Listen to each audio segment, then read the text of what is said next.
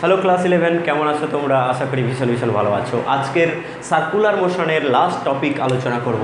Circular motion এইটা আমাদের chapter class 11 chapter 5A আমরা দিয়েছি এবং সেখানে আমরা বেশিরভাগ টপিক আলোচনা করেছি।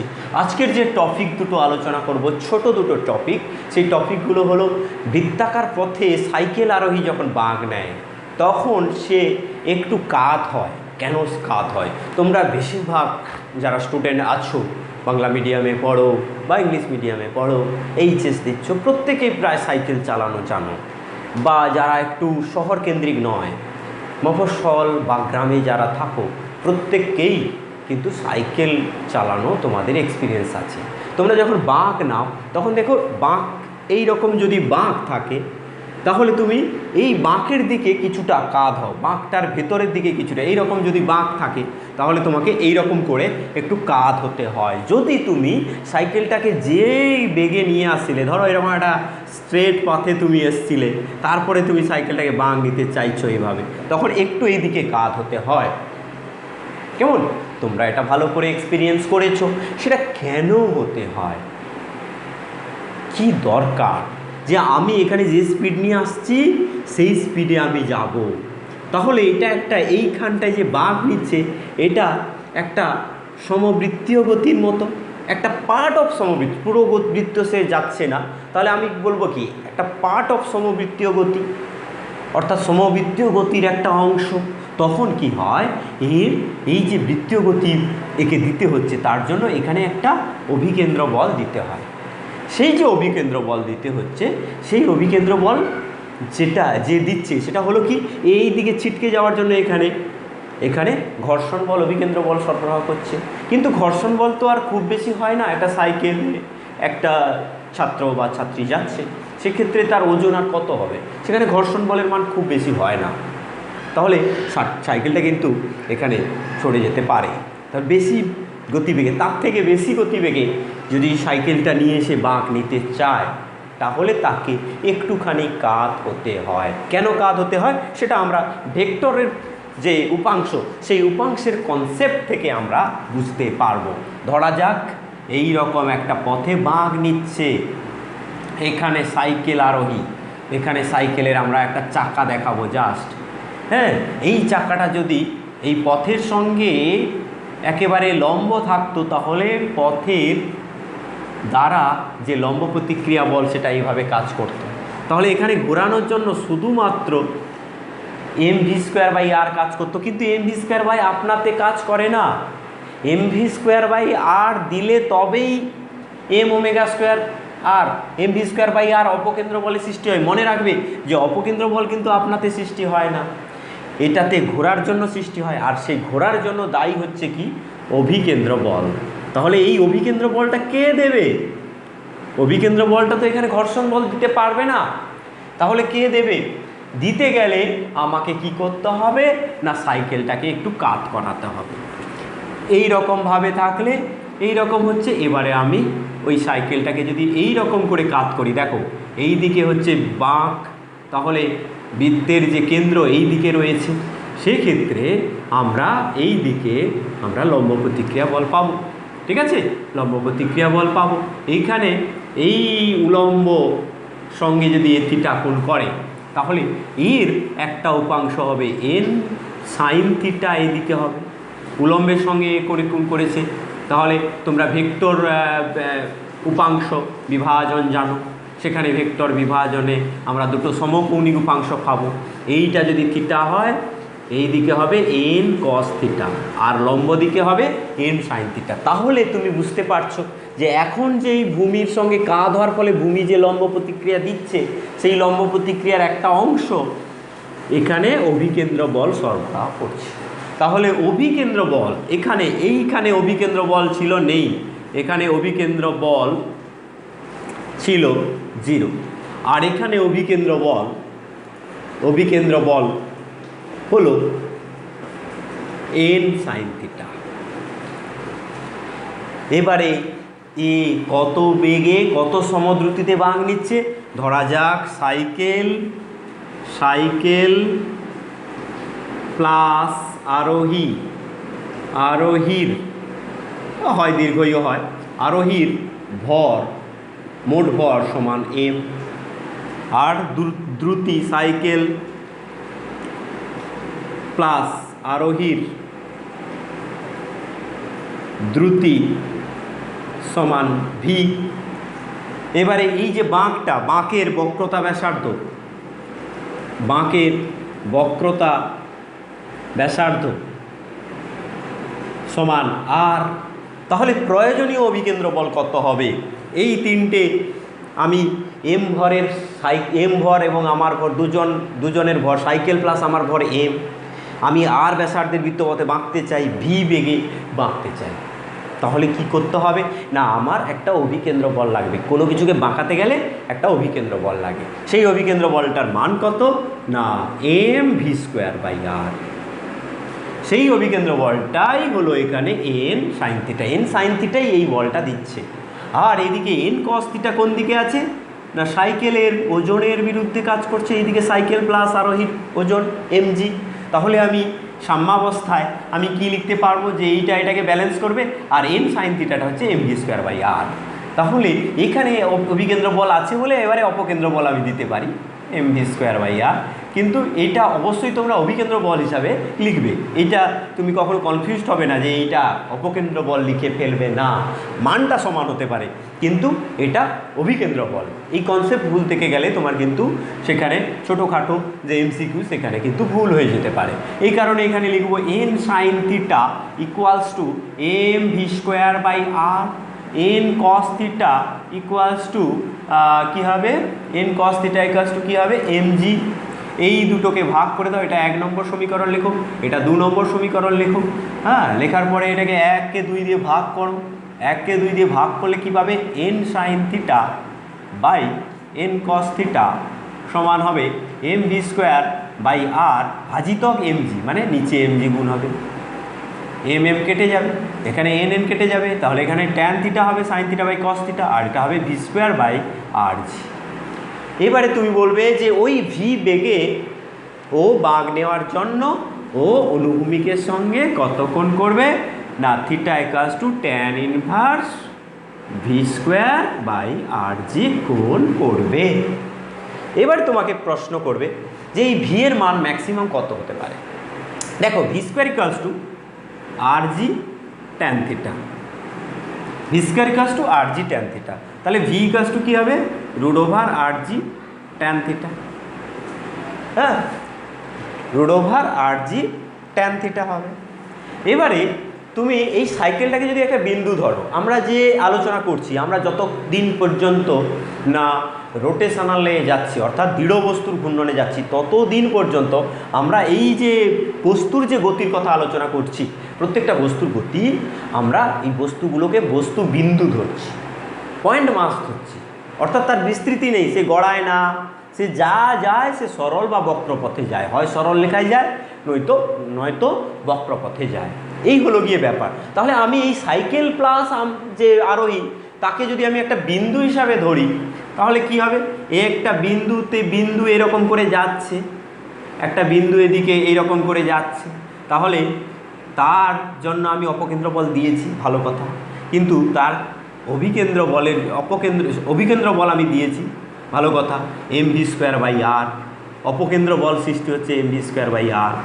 এইটা আমি সরবরাহ করেছি, তার ফলে এরকম গতিশীল হয়েছে। কিন্তু এইটা সৃষ্টি হওয়ার ফলে এদিকে ছিটকে যেতে চাইবে, যদি এখানে বাধা না থাকে, কিছু না থাকে, এই ছিটকে যেতে চাইবে। তখন এখানে একে বাধা দেবে কে মিউ ইন্টু এমজি, একে বাধা দেবে কে মিউ ইন্টু এমজি। ভালো করে বুঝতে হবে, এইটা কিন্তু কনফিউশন থাকে যে আমার এখানে এম ভি স্কোয়ার বাই আর অপকেন্দ্র বল কাজ করবে এটাতে।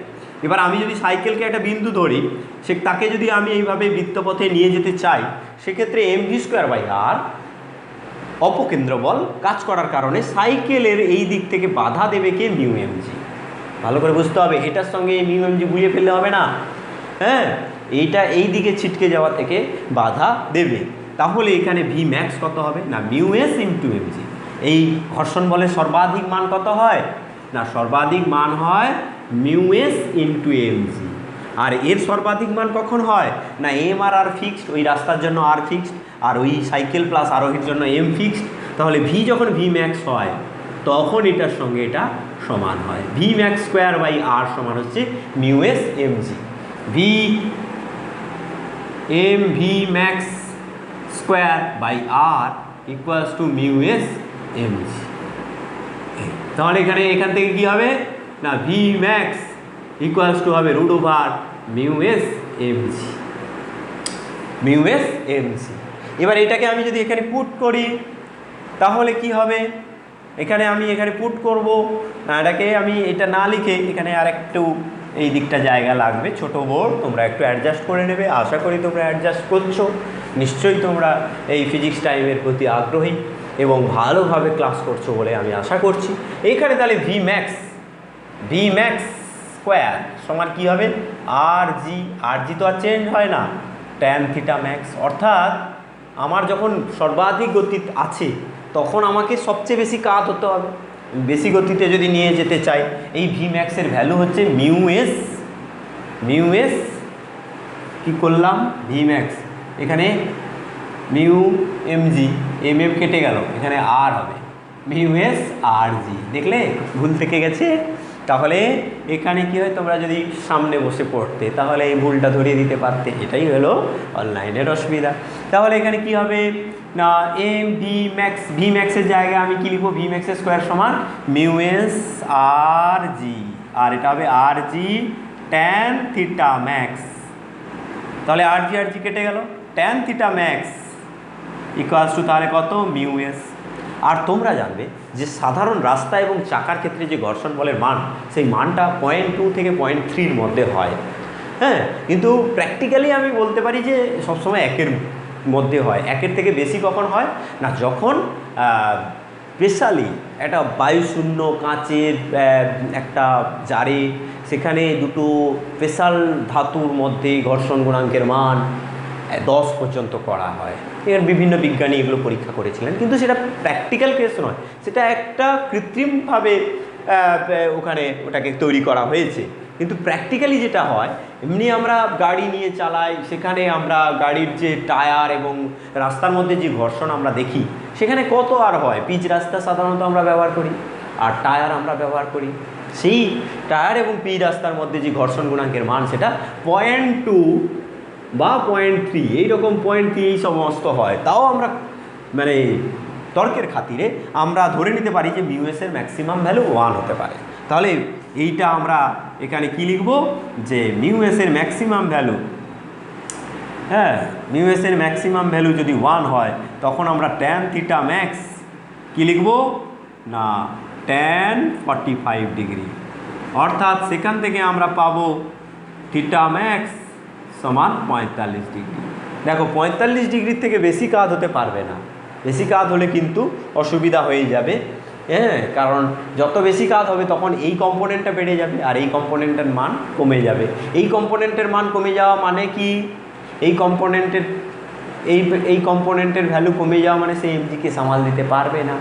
আবার এইটার উপর ডিপেন্ড করে কাকে না, হচ্ছে এই মিউ এমজি, অর্থাৎ ঘর্ষণ বলের মানটা ডিপেন্ড করে, তখন কিন্তু আর ঘর্ষণ বল সামলাতে পারবে না। এই কারণে আমরা এখানে বলবো যে ভালো করে যদি এটা লেখা যায়, এটাকে সুন্দর করে লেখা যাক, এটাতে এই সমস্তগুলো তোমরা একসঙ্গে স্ক্রিনশট একটা নিয়ে নাও, নেওয়ার পরে তোমরা এটাকে সুন্দর করে গুছিয়ে নেবে। এই জিনিসগুলো তো আগের যেগুলো গুছিয়ে লেখা ছিল, এবার এটাকে ফাইনালি আমি বলছি, আর একবার আমি এটাকে লিখে দিচ্ছি যে এই রকম করে সাইকেল ঘুরছে, সাইকেলকে আমরা বিন্দু ধরছি, তার উপরে একটা অপকেন্দ্র বল কাজ করছে, তাহলে এখানে মিউ এমজি কাজ করবে। এবার M V square by r সমান হবে মিউ এমজি, এটা সব সময় সমান হবে।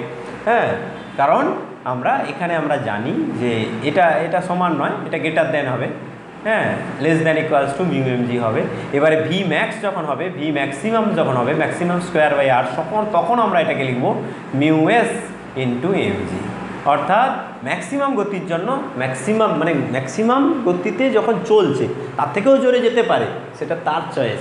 জোরে গেলে সে পড়বে, এখন পড়বে না পড়ে সে যদি জোরে যেতে চায়, তাহলে এখানে এম কেটে যাবে। সেক্ষেত্রে ভি ম্যাক্স স্কোয়ার সমান হবে mu S R G, mu S R G, V max square equals to mu S R G. হ্যাঁ, এই ভ্যালুটাকে তুমি সেখানে বসাবে।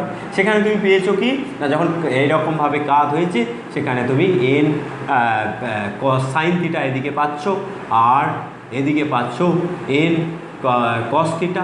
সেখান থেকে তুমি পাচ্ছ কি tan theta equals two N sine theta, মানে হচ্ছে এম ভি স্কোয়ার বাই আর, আর এদিকে হচ্ছে এম জি, সেখান থেকে এম এম কেটে যাচ্ছে, ভি স্কোয়ার বাই আর জি।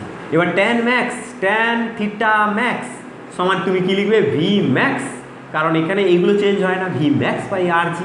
আর ভি ম্যাক্স স্কোয়ার সমান, এবারে নিশ্চয়ই পরিষ্কার হলো, সেখানে ছড়িয়ে ছিটিয়ে লিখেছিলাম, এই কারণে আবার একবার লিখে দিলাম যে ট্যান থিটা ম্যাক্স সমান হবে ভি ম্যাক্স স্কোয়ার মানে mu S R G by R G, R G কেটে যাবে। এবারে বলবে এই থিটা ম্যাক্স যেটা আমরা বলছি, থিটা ম্যাক্সের ম্যাক্সিমাম ভ্যালু কত, এর আবার ম্যাক্সিমাম ভ্যালু, হ্যাঁ এর ম্যাক্সিমাম ভ্যালু না মিউ এর ম্যাক্সিমাম ভ্যালু, আমরা মিউ এস ম্যাক্সিমাম হতে পারে 1, সেখান থেকে থিটা ম্যাক্স ম্যাক্স আর লিখবো না, থিটা ম্যাক্সের ভ্যালু হবে 45 ডিগ্রি, অর্থাৎ 45 ডিগ্রির থেকে বেশি কোণে সে কাত হয়ে সাইকেল বাঁকের মধ্যে নিয়ে যেতে পারবে না। এই হলো গিয়ে আমাদের সাইকেল আরোহীর গতি। এবারে নেক্সট আলোচনা হবে কনিক্যাল পেন্ডুলাম, শঙ্কু দোলক, শঙ্কু দোলক, কনিক্যাল পেন্ডুলাম। এটাও আমরা অভিকেন্দ্র বল দিয়ে বিচার করব। প্রথমে শঙ্কু পেন্ডুলামটা কি আমরা দেখব। আমাদের কাছে এখানে ডাইরেক্ট কিছু নেই, আমি যা আছে এইটা দিয়েই তোমাদেরকে দেখাচ্ছি। যে ধরো তুমি এখানে কিছু একটা বেঁধে দিলে, এই আমার কাছে এই জিনিসটাই ছিল, আমি কিছু করতে পারছি না, আমি আগে থেকে প্রিপেয়ার নই, যাই হোক। এখন ধরা যাক এই রকম, এই হলো গিয়ে তোমার পেন্ডুলাম। এই পেন্ডুলামটাকে তুমি এইরকম করে দোলাচ্ছ, তাহলে কি এখানে যে চিত্রটা আসছে এরকম দোলানোর ফলে যে চিত্রটা আসছে সেটা কি, সেটা একটা শঙ্কুর চিত্র। হ্যাঁ, এইরকম করে দুললে সেটাকে আমরা শঙ্কু দোলক বলি। এবার শঙ্কু দোলকটা ছবিতে আঁকা যাক। আমাদের কাছে খাতা কলম থাকে, আমরা পরীক্ষায় খাতা কলমেই দিই, আমরা তো সেখানে এক্সপেরিমেন্ট করতে যাব না। আমরা কি করব, এইরকম একটা বস্তু এই রকম করে ঘুরছে, এই রকম করে এই তলটা এরকম নয়, কিন্তু এই তলটা এরকমভাবে আছে, এখানে শঙ্কু দোলকটা এরকম করে ঘুরছে। এই শঙ্কু দোলকের এইটা হলো অর্ধ শিরক কোণ, শঙ্কুর অর্ধ শিরক কোণ। আর এই রেডিয়াসের বৃত্তে এই যে বৃত্তটা, এটা হচ্ছে এই রকম হরাইজন্টাল বৃত্তপথে এটা ঘুরছে। এবার শঙ্কু দোলকের দোলনকাল নির্ণয়, দোলনকাল নির্ণয় করো। তোমাকে এইটা প্রশ্ন দেবে, দোলনকাল কত হবে নির্ণয় করো। তখন তুমি কি করবে না, তখন তুমি দেখতে পাচ্ছ যে শঙ্কু দোলক, যে দোলক পিণ্ডটা, সেই পিণ্ডটা একটা সার্কুলার পথে যাচ্ছে। আর সার্কুলার পথে যে দুলছে, তোমরা দেখলে আমি দুলিয়ে দেখিয়েছি যে সেখানে একটা নির্দিষ্ট স্পিডে ঘুরছে।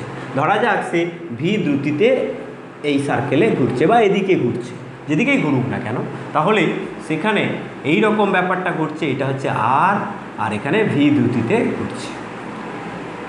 এবং এই দোলকটার এইটা যদি এল হয়, দোলকের দৈর্ঘ্য যদি এল হয়, তাহলে আর এর সঙ্গে এল এর যে রিলেশান, সেই রিলেশান কী হবে না, এটা হলো আর, এটা হলো এল, আর এটা হলো থিটা। তো সেখান থেকে আমি কি পাবো না, হচ্ছে আর বাই এটা হবে কি আর বাই এল, আর এলটা জানা আছে আমাদের, আর বাই এল সমান হবে সাইন থিটা। সেখান থেকে আমি পাবো R equals to L sine theta. কেন আমার দরকার হবে এটা না, আমাকে আরটা প্রথমে দেওয়া থাকবে না, কিন্তু তোমাকে এল দিয়ে এখানে এর দোলনকালটাকে এক্সপ্রেস করতে হবে। সেক্ষেত্রে দেখো তোমার এইদিকে এম ভি স্কোয়ার বাই আর, এখানে যে এইটা যে বৃত্তপথে ঘুরছে, সেখানে বুঝতেই পারছো যে এম ভি স্কোয়ার বাই আর এখানে অভিকেন্দ্র বল কাজ করছে। আর এই অভিকেন্দ্র বলটা সরবরাহ হচ্ছে কিভাবে না, দেখো এখানে যে এই দোলকটা ঝুলছে, এইদিকে এমজি রয়েছে আর এইদিকে টান রয়েছে, টেনশান রয়েছে। টেনশানের দুটো উপাংশ আছে, এটা যদি থিটা হয় এটাও থিটা, আর এইদিকে হবে, নিশ্চয়ই তোমরা বুঝতে পারছো। আর এটাকে আর এক্সপ্লেন করার দরকার নেই, কারণ এটা তোমরা অনেকবার পেয়েছো। এইরকম যার সঙ্গে থিটা থাকে তার সঙ্গে কস থিটা হয়, টি কস থিটা, আর এইদিকে হবে টি সাইন থিটা। তাহলে এই টি সাইন থিটাটা অভিকেন্দ্র বল হিসাবে এখানে কাজ করছে। ক্লিয়ার একদম, যে আমার একটা সার্কেলে এই দোলকপিণ্ডটা ঘুরছে, এই দোলকপিণ্ডটা আর ব্যাসার্ধে ঘুরছে, ধরলাম আমি ভি দ্রুতিতে সে ওই বৃত্তপথে ঘুরছে, তাহলে এটা একটা সমবৃত্তীয় গতি। আর সমবৃত্তীয় গতি ঘটানোর জন্য যেটা লাগে সেটা কি না, সেটা হলো অভিকেন্দ্র বল। সেই অভিকেন্দ্র বলটা কে সরবরাহ করছে না, এই যে টান, সুতোর টান কখন সৃষ্টি হলো, এখানে এমজি আছে বলে, হ্যাঁ, সেই টানটা এখানে অভিকেন্দ্র বল দিচ্ছে। আর এখানে এটা ঘোরার ফলে এখানে এমভি স্কোয়ার বাই আর একটা অপকেন্দ্র বল সৃষ্টি হবে, সব ছাড়ো। তাহলে আমার এখানে অভিকেন্দ্র বলটা আমরা পেয়ে গেলাম এমভি স্কোয়ার বাই আর, এর এক্সপ্রেশন, সেটার মান কি না টি সাইন থিটা। আর এমজিকে কে সামাল দিচ্ছে না, এমজিকে সামাল দিচ্ছে হচ্ছে টি কস থিটা। এই হলো গিয়ে কনিক্যাল পেন্ডুলাম। হ্যাঁ, এবারে আমি কি করব, কনিক্যাল পেন্ডুলামের আমাকে কি করতে হবে, এটা হচ্ছে টেনশন, টাইম পিরিয়ড নয়, টাইম পিরিয়ডটাকে আমরা টাইম পিরিয়ড হিসাবে এখানে লিখব। সেক্ষেত্রে আমরা পাবো কি না, এইটা যদি আমরা এটাকে এটা দিয়ে ভাগ করি, এটাকে এটা দিয়ে ভাগ করি, ট্যান থিটা সমান কীভাবে M V square by R, M V square by R into এখানে এমজি, নিচে এমজি, তাহলে কী হবে V square by R G, V square by R G, tan theta equals to V square by R G. হ্যাঁ, এবারে আমি তাহলে কি পাবো, ভি এর ভ্যালু কত পাবো, ভি স্কোয়ার সমান হচ্ছে আর জি ইন্টু ট্যান থিটা, সেখান থেকে আমি ভি পাবো রুট ওভার আর জি ট্যান থিটা। এইবারে আমি কি করব, এই ভি এর এক্সপ্রেশনটা পেয়ে গেলাম। ভি পেয়ে গেলে আমরা টাইম পিরিয়ড পাবো একবারে 1 সেকেন্ডে। টাইম পিরিয়ড কি না, এই বৃত্তপথে ঘুরতে তার মোট কত সময় লাগে, এক পাক ঘুরতে তার কত সময় লাগে, সেটাকেই আমরা বলবো কনিক্যাল পেন্ডুলামের বা শঙ্কু দোলকের দোলনকাল। তাহলে এখানে আমি কি পাবো, যে টাইম পিরিয়ড, আর টি লেখা যাবে না, টাইম টেনশন করে দিয়েছি, এখানে টাইম পিরিয়ড বলে তোমরা লিখবে, নাহলে এটার সঙ্গে গুলিয়ে যাবে। Period, time period, time period equals two আমরা লিখবো কি 2 pi R by V. 2 pi আর পুরো পরিধি, ব্যাসার্ধ যদি আর হয় পুরো পরিধির দৈর্ঘ্য হবে 2 পাই আর। আর এখানে দ্রুতি যদি ভি হয় 2 পাই আর কে ভি দিয়ে ভাগ করলে টাইম পিরিয়ড পেয়ে যাবো। এখানে তাহলে কী হবে 2 pi R by root over R G tan theta. কিন্তু আমার কোন যে রাশি দিয়ে আমার এক্সপ্রেশন চাই না, আমার এই দোলকের দৈর্ঘ্য, দোলকের যে মূল যে দৈর্ঘ্য, সেই দৈর্ঘ্য দিয়ে আমি দোলনকালের এক্সপ্রেশন চাই। তাহলে আমি কি করব, তাহলে আমাকে এখানে সুন্দর করে এই এক্সপ্রেশনটা এল, আর কে এল এ ট্রান্সফার করতে হবে, R equals to L sine theta. এখানে আমি লিখব টাইম পিরিয়ড, আবার এখানে উপর থেকে শুরু করতে হবে, time period, time period equals to কী হবে, এখানে পর্যায়কাল দরকার নেই, দোলনকাল বা পর্যায়কাল, দোলনকাল ইকুয়ালস টু আমি লিখব কি 2 পাই আর ইন্টু আর ইকুয়ালস টু হচ্ছে এল সাইন থিটা, আর এদিকে হবে হচ্ছে আর জি, আর জি, আর জি, আর এর জায়গায় আবার এল সাইন থিটা লিখতে হবে। তাহলে এখানে কি হবে এল সাইন থিটা ইন্টু জি ইন্টু ট্যান থিটা। তাহলে কি হলো এখানে ব্যাপারটা, তাহলে দাঁড়ালো কি না, এখানে হলো সাইন থিটা আর এখানে sine theta by cos theta. ঠিকঠাক লেখা হয়েছে সব জায়গায়, আমার তো মনে হয় না ঠিক লেখা হয়েছে। আচ্ছা দেখা যাক, চেক করে নেওয়া যাক। এখানে আমার এল একটা উপরে আছে, আর এখানে এল সাইন থিটা, আর এখানে ট্যান থিটার জায়গায় আমরা দ্বিতীয় লাইনে তোমরা করবে কিন্তু, হ্যাঁ, এখানে আমি এখানে cos theta sine theta by cos theta করছি। এই সাইন থিটা বেরিয়ে গেলে বাইরে সাইন থিটা হবে, তাহলে উপরে 2 পাই থাকলো, আর নিচে হচ্ছে রুট ওভার এল, উপরে রুট ওভার এল থাকবে, আর এখানে নিচে root over g sine theta কেটে গেছে বাই কস থিটা। তাহলে এখানে কস থিটাটাকে উপরে তুলে দেবো, তাহলে 2 pi root over L cos theta by G, 2 pi root over L cos theta by G, 2 pi root over L cos theta by G. এই হলো গিয়ে আমার কনিক্যাল পেন্ডুলামের দোলনকাল। তুমি এবারে একটা থিটা একটা কিছু ধরে নাও, এল একটা কিছু ধরে নাও, ধরে নিয়ে তুমি একটা নিউমেরিক্যাল করে ফেলো। সেক্ষেত্রে তুমি দোলনকালটা কত সেটা ফিল করতে পারবে, একটু বুঝতে পারবে। ধরো তুমি একটা 1 মিটার দৈর্ঘ্যের তার নিয়েছো। হ্যাঁ, এটা মুছে দিলাম, সূত্রটা এখন আছে, একটু দেখা যাচ্ছে। টাইম পিরিয়ড সমান 2π√L cos θ/√G। এবারে তোমাকে প্রশ্ন দিল যে একটি কোশ্চেন, একটি শঙ্কু দোলকের কার্যকর দৈর্ঘ্য 1 মিটার, আর হচ্ছে কি অর্ধ স্থিরক কোণের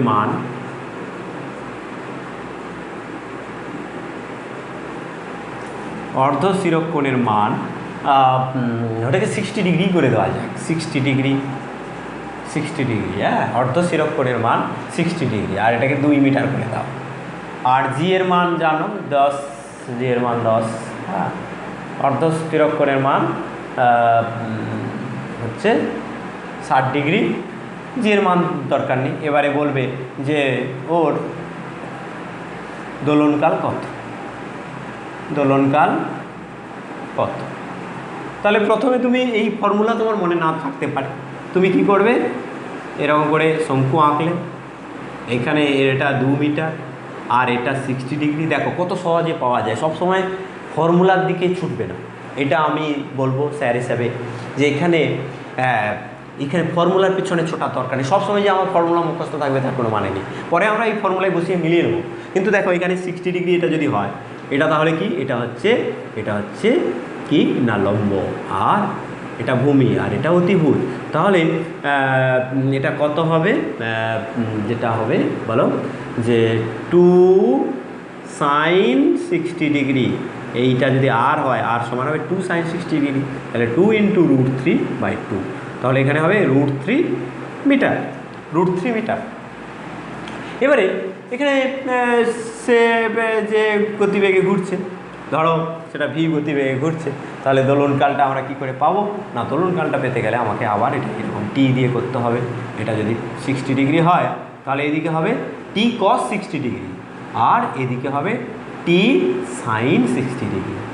হ্যাঁ, টি cos 60 ডিগ্রির মান কত, টি cos 60 ডিগ্রি সমান টি × ½ সমান হবে t/2, আর টি sin 60 ডিগ্রি এটার ভ্যালু কত না টি × √3/2 সমান √3t/2। এটা আমরা পেলাম।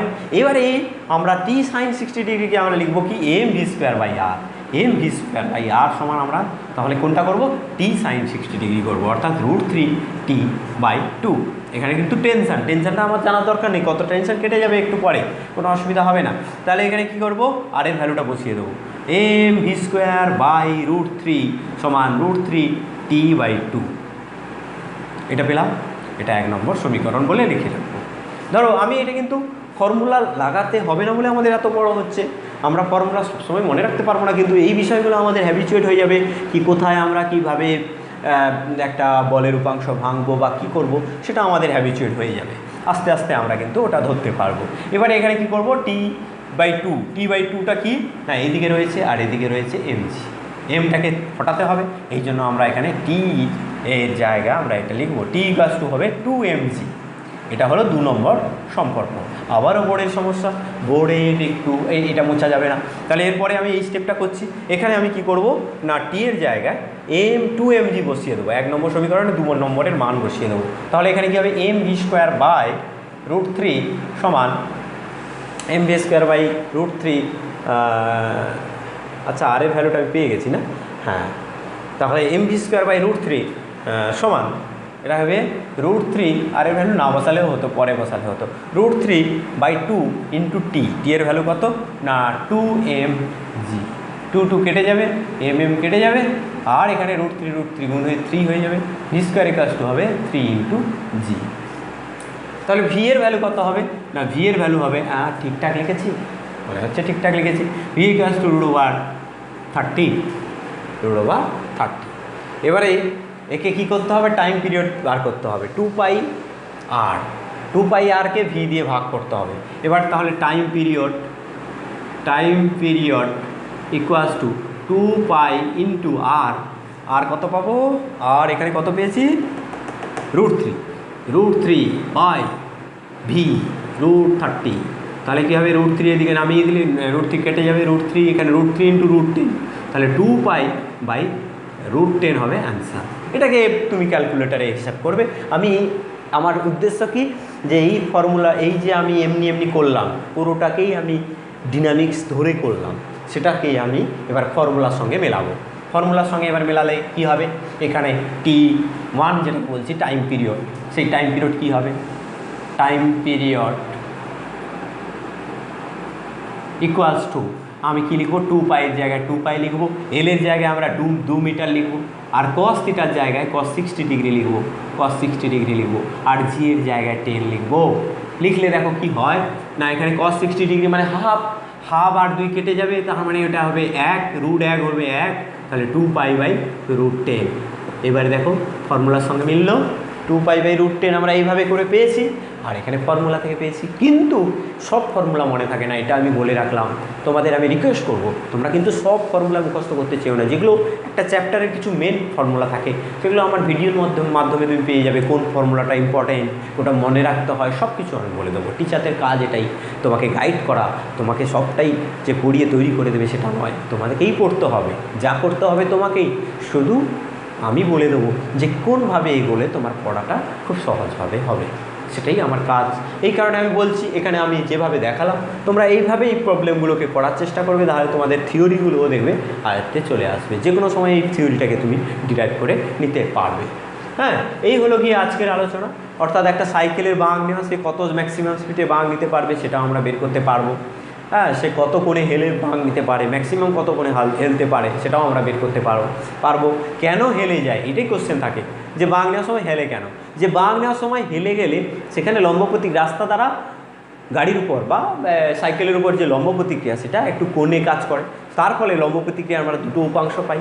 সেক্ষেত্রে অনুভূমিক উপাংশটা সাইকেলকে অভিকেন্দ্র বল সরবরাহ করে। এইটুকুই তোমাদেরকে লিখতে হবে। আবারও আমি বলছি যে এখানে লম্ব প্রতিক্রিয়ার কথাটা প্রথমে উল্লেখ করবে, সেটা কোণে থাকে বলে তার দুটো উপাংশ থাকে, সেটা তোমরা উল্লেখ করবে। একটা উপাংশ তোমার হচ্ছে অনুভূমিক উপাংশ, আর একটা উলম্ব উপাংশ। অনুভূমিক উপাংশটা সাইকেলে ঘোরার জন্য প্রয়োজনীয় অভিকেন্দ্র বল দেয়। এইটুকু কথা তোমাকে লিখতে পারতে হবে। লিখলে কিন্তু সেখানে সেই প্রশ্নটা উত্তর ফুলফিল হয়ে যাবে। আর তার থেকে একটু অ্যাডভান্স দিলে, হিসেব করতে দিলে কত কোণে কখন হেলবে কী ব্যাপার সেটা তুমি বের করতে পারবে। এবং এই যে কোণটা, সেটা সবসময় আমরা যে থিটাটা দিচ্ছি এখানে, থিটাটা কিন্তু উলম্বের সঙ্গে, অনুভূমিকের সঙ্গে হলে উল্টে যাবে। v²/rg হয়, rg/v² হয়। এগুলো একটু খেয়াল রেখে পড়তে হবে, কারণ কোথাও উল্টে দিল, এখানে দিয়ে দিল, তুমি বলবে এটা ভুল আছে, তো কিছু বুঝতে পারবে না। সেটা যেন না হয়, তোমাকে চোখ কান খোলা রাখতে হবে, খুব স্মার্ট হতে হবে এবং বিচক্ষণ হতে হবে। অর্থাৎ আজকের আমি এইটুকুই বলবো। এবার সার্কুলার মোশন আমাদের শেষ হয়ে গেল। সার্কুলার মোশনের যে ভিডিওগুলো সবগুলো তোমরা দেখবে। তারপরে আমরা যাব ওয়ার্ক পাওয়ার এনার্জিতে। ওয়ার্ক পাওয়ার এনার্জিটা আমরা তাড়াতাড়ি করে পড়ে নেব, কারণ ওয়ার্ক পাওয়ার এনার্জিতে আমাদের জানা আছে, ক্লাস 9-এ আমরা পড়েছি ওয়ার্ক পাওয়ার এনার্জি, সেটারই একটু অ্যাডভান্স রূপ। অর্থাৎ সেখানে আমরা স্থির বলের কথা পড়েছি। এখানে একটা বলের ক্ষেত্রে আমরা স্থির বল আর বলবো না, সেখানে একমুখী একটা বল একই দিকে স্থিরভাবে প্রযুক্ত হয়েছিল আমরা দেখেছি। আর এখানে আমরা ধরবো ইন্টিগ্রেশন আর ডিফারেন্সিয়েশন। আমরা যেহেতু জেনেছি, এক্ষেত্রে আমরা সেই ইন্টিগ্রেশন আর ডিফারেন্সিয়েশন এবং ভেক্টরের কনসেপ্টকে কাজে লাগিয়ে পরিবর্তনশীল বল, এবং সেটা সবসময় একমুখী নাও হতে পারে, হ্যাঁ, সেই সমস্ত বলের ক্ষেত্রে কার্যের এক্সপ্রেশন কী হবে, পাওয়ার কী হবে, হ্যাঁ, শক্তির সঙ্গে এদের সম্পর্ক কী, এই সমস্তগুলো নিয়ে আলোচনা হবে ওয়ার্ক পাওয়ার এনার্জি, কার্য, ক্ষমতা, শক্তি, এই চ্যাপ্টারটাতে। আজকের মতো এই পর্যন্ত। ভালো থেকো তোমরা, তোমাদের খুব খুব ভালো হোক, উন্নতি হোক, এটাই আমি আশা রাখছি।